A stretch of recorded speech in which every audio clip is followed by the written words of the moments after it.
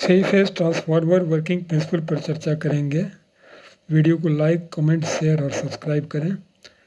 Three phase transformer भी single phase transformer की तरह Faraday's law of electromagnetic induction के प्रिंसिपल पर ही काम करता है। इसका कंस्ट्रक्शन दो तरह से हो सकता है।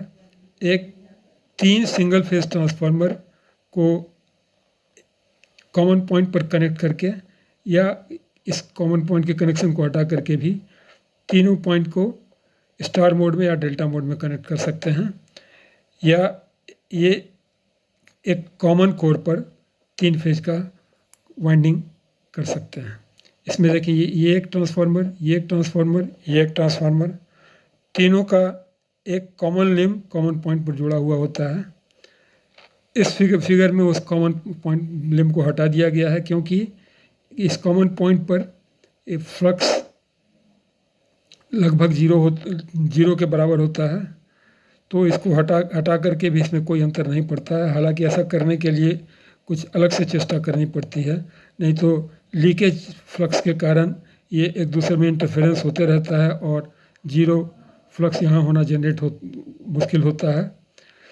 तो जब प्राइमरी वाइंडिंग को एक थ्री फेज अल्टरनेटिंग सोर्स से जोड़ा जाता है तो प्राइमरी करंट जनरेट होता है, और उस प्राइमरी करंट के कारण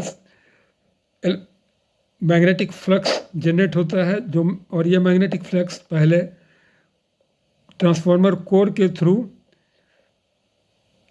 इसमें सेकेंडरी वाइंडिंग में इलेक्ट्रिकल एनर्जी ट्रांसफ़र करता है।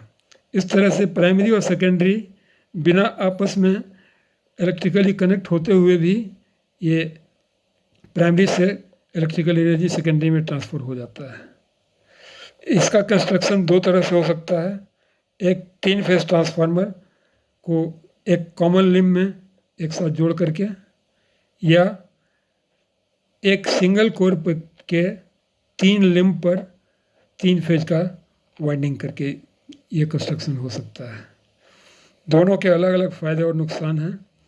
ये सिंगल फेज का 3 यूनिट होने पर क्या है कि ये रिलायबिलिटी इसकी अधिक होती है और इसको अलग अलग ट्रांसपोर्ट कर सकते हैं, तो ट्रांसपोर्टेशन का कॉस्ट कम होता है। इसका मेंटेनेंस ईजी है, क्योंकि तीनों में एक साथ फॉल्ट नहीं होगा। जिसमें फॉल्ट होगा उस फॉल्टेड यूनिट को अलग कर सकते हैं। इस वीडियो में इतना ही। विशेष जानकारी के लिए डिटेल वीडियो को देखें। Thank you very much.